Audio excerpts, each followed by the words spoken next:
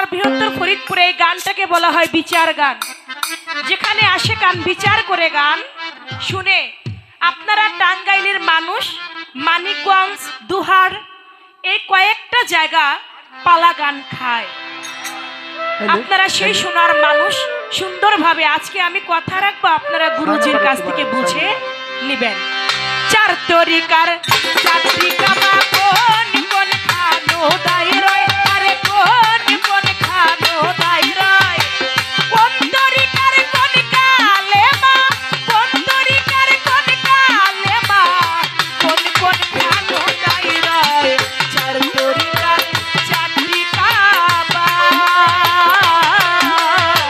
চার তরিকার চারটি কাবা।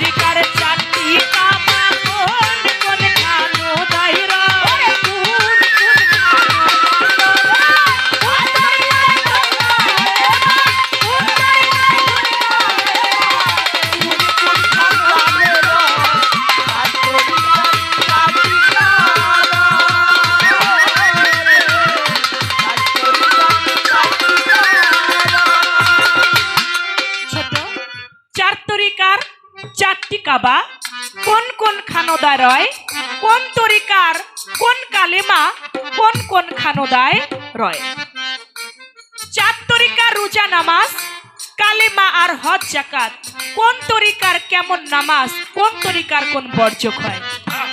আমরা তো কেউ কাদরিয়া তরিকার মুরিদ, কেউ আছে চিস্তিয়া তরিকার মুরিদ, কেউ নকশাবন্দিয়া, কেউ মুজাদ্দিদিয়া, এক একজন এক এক তরিকার মুরিদ। তাহলে কোন তরিকার কোন কালেমা এটা কিন্তু আমরা অনেকেই জানি না। কাদরিয়া তরিকার কালেমা কি এটা আমরা অনেকেই জানি না, চিস্তিয়া তরিকার কালেমা কি এটা আমরা অনেকেই জানি না, নকশাবন্দিয়া মুজাদ্দিদিয়া এই যে তরিকার বিষয়গুলি, কোন তরিকার কোন কালেমা, শরীয়ত মারফত হাকিকত তরিকত আরো আছে চারটি পথ, কোন তরিকার কোন কালেমা এটা একটু আমাদের জানার দরকার আছে। তাই বলেছেন